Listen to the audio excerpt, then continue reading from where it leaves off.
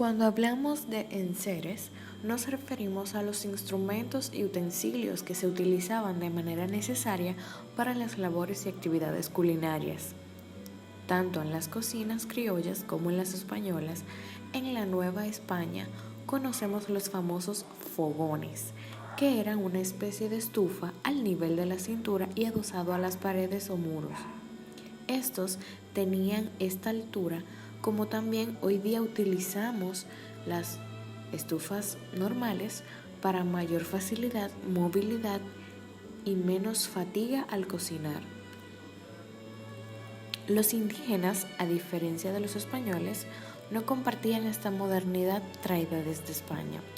A estos les gustaba cocinar o utilizar un fogoncito en el suelo, adentro de sus casas o bohíos, llamados fuegos u hogares.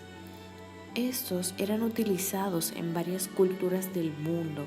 El origen de la palabra hogar significa lugar donde se hace fuego en las cocinas o casas, lo cual remite al calor y a la seguridad de la casa. Hoy esto es popularmente conocido como chimenea. En la imagen 1 podemos visualizar un detallado de las damas españolas en un día normal de cocina.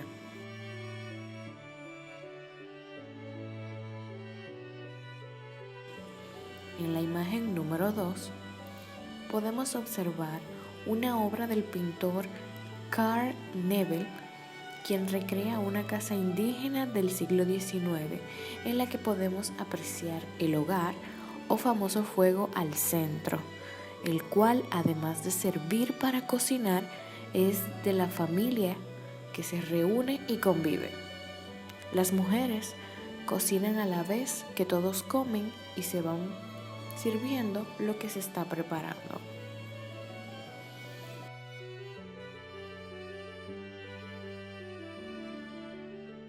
En la imagen número 3 se muestra la típica cocina española con su respectivo fogón.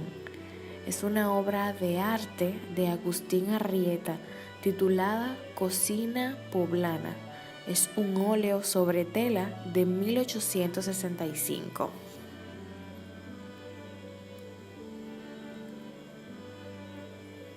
En la imagen número 4 podemos visualizar una muestra de un detalle del fogón, cucharones de madera que funcionaban como enseres esenciales de la cocina para mover los alimentos y tomar un poco para servir o probar.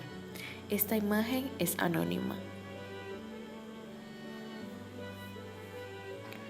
Entre los utensilios que se utilizaban podemos encontrar el uso de las espátulas, las duyas. Las duyas son boquillas de mangas pasteleras, embudos, coladores, metate. El metate era una mesita y rodillo para amasar y aplastar. También encontramos comal. El comal era una plancha para tostar. Hoy en día encontramos en algunas estufas, en el centro de las 4 hornillas, un comal. También encontramos tablas para picar, machetes para aplanar la carne, ralladores y molinos. Para las medidas usaban pozuelos, las masas se extendían con palos, hoy lo utilizamos como rodillos. Se utilizaban plumas de aves mojadas con yema de huevo para mojar o barnizar las masas o lo que se requería en el momento. En la imagen número 5 mostramos los utensilios anteriormente mencionados. La imagen número 6 es una imagen anónima, es una pintura costumbrista de finales del siglo XVIII e inicios del siglo XIX. En la imagen número 7 podemos visualizar una fotografía anónima donde se muestra una indígena o mucama de la época con un molinillo batiendo el chocolate para unificarlo con la leche y así poder mezclarse. De paso, servía para enfriarlo con los movimientos. También vemos más enseres de cocina como cuchillos y guayos, la vasija con el agua y los platos hondos para servir el chocolate. En los inicios de la conquista, las que se encargaron de preparar la comida de los españoles eran las indígenas, y con la llegada posterior de las mujeres españolas, esto se modificó muy poco, ya que si bien cocinaban en su casa y era muy costumbre para ellas tener servicio en casa.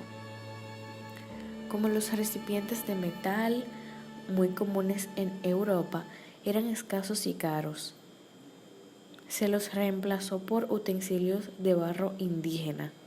Estos se fueron perfeccionando y enriqueciendo gracias a la incorporación de nuevas técnicas, como el vidriado y nuevos diseños.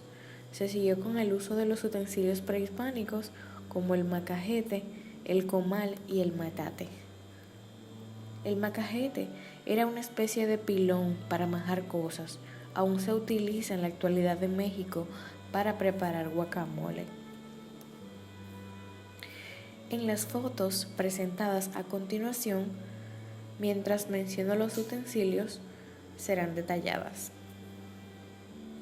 La mujer colonial moderna tenía 2 juegos de morillos, varias palas para cenizas, un hervidor de agua, un horno, reflector de estaño, brochetas, sartenes, parrillas, paletas, ganchos para cacerolas, llares.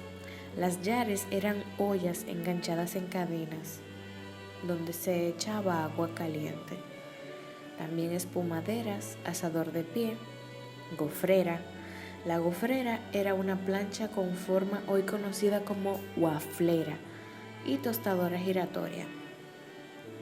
Entre los utensilios que trajeron los españoles podemos encontrar espátulas, embudos, coladores, tablas para picar, machetes para aplanar la carne, ralladores y molinos. Cuando empezaron a elaborarse panes, utilizaban pozuelos para medir las masas y se extendían con palos o rodillos. Poco a poco en la colonia se utilizaron los casos de cobre para elaborar platillos como pozole. El pozole era un caldo de maíz, un plato tradicional mexicano, un caldo hecho a base de granos de maíz y con una añadidura de pollo. Ya en la Edad Moderna, los españoles también usaron chocolateras de cobre, baterías de cocina y piezas de hospedera del mismo material. Los españoles e indígenas compartieron utensilios, enriqueciendo la manera de elaborar platillos y respetando el uso que se le daba antes de su llegada. Aunado a esto, se destaca que los distintos materiales influyen en el sabor y en el sazón de una comida. Vestuario colonial. Los hombres y las mujeres de la época colonial vestían de acuerdo a la clase social a la que pertenecían. Los vestidos de las mujeres de la clase social alta se hacían a mano con las mejores telas y estaban inspirados en las tendencias de moda europea. Eran colores claros y de muselina, seda o linón. Con la Revolución Francesa, el vestuario colonial hizo que se buscara la simplicidad y que los vestidos semejaran túnicas clásicas. Las mujeres utilizaban faldas bastante angostas, de medio paso, usaban gran escote, casi siempre cuadrado, peinetas en el pelo, abanicos y pañuelos españoles. La sociedad colonial de los años de la Revolución de Mayo se dividía en jerarquías bien marcadas. La clase alta y media eran las que tenían más acceso a vestimenta de más calidad, por lo tanto realizaban sus atuendos con finas telas exportadas de Europa. Las clases sociales de esta época eran muy marcadas, ya que la vestimenta distinguía a los diferentes sectores. La alta sociedad estaba influenciada por la moda europea y los sectores trabajadores vestían con ropa más rústica. Estos trajes eran usados en ocasiones festivas, casi siempre religiosas, o en el teatro o fiestas donde asistía el virrey. Los zapatos tenían un tacón de cuero o venían forrados de seda. Su ropa interior era confeccionada para cubrir lo más posible de su cuerpo, ya sea calzones de algodón y de seda y corsets generalmente apretados para resaltar el busto y ceñir su cintura. Asimismo, los caballeros de más alto rango usaban pelucas, puños de encajes en sus camisas y pantalones ajustados, con chaquetas casi siempre adornadas con galardones que indicaban su rango. Las chaquetas eran lujosas, algunas cortas y de tipo militar, en ocasiones especiales lucían con el estilo francés. Su calzado podría ser con botas o zapatos con tacos adornados, con cintas o hebillas. Los hombres criollos usaban trajes de tela de algodón, sombreros de paño, botas de cuero, y los esclavos vestían ropas en desuso que les daban sus amos, aunque predominaba la desnudez en casi todos excepto en aquellos que realizaban tareas dentro de la casa del señor. Los hombres de campo usaban el clásico chiripá, sombrero de burro como le dicen, y botas de potro que la fabricaban ellos mismos. Las campesinas hilaban sus vestidos muy sencillos y de un solo color, aunque se distinguía de las mujeres de la ciudad por usar blusas amplias de algodón rústico y faldas de colores lisos o de franjas de colores teñidos con cáscara de árboles o hierbas del campo. Los muebles coloniales. Estos son de aspecto sólido, realizados artesanalmente, a menudo con tallos y motivos procedentes de esas culturas. Su nombre engloba, sin hacer prácticamente ninguna distinción, los muebles que surgieron del mestizaje de culturas en los años en que las potencias europeas tenían presencia en Latinoamérica y Asia. Las características de estos muebles son que son hechos de maderas macizas, maderas sólidas, principalmente de teca. En las sillas y sillones encontramos trabajos bellísimos con ratán, sillas y sillones de una pieza en ese material que así los convierte en muebles aptos para el exterior. Sus líneas son rectilíneas, ya que se ajustan al modelo europeo de esos años, aunque con el toque exótico que le dan sus fabricantes. Y también encontramos talladas, patas torneadas y la combinación con la forja en las mesas de comedor o los escritorios. Una de las piezas más populares es el escritorio de barco, pieza rectangular con patas de tijera, muy lisas y con alguna pequeña cajonera en el sobre. Se puede encontrar también escritorios más tradicionales, mesas de comedor, mesas de centro y auxiliares, todas de aspecto macizo, en maderas oscuras.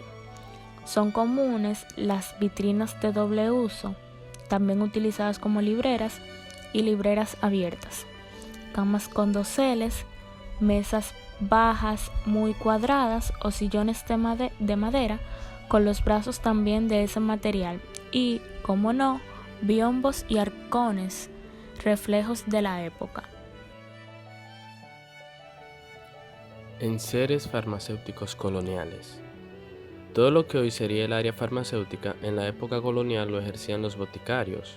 Durante la conquista y los tiempos coloniales que le siguieron, los boticarios españoles introdujeron a América los conocimientos que heredaron de los árabes, en particular aquellos que tenían que ver con productos químicos como alcohol, alcanfor y jarabes.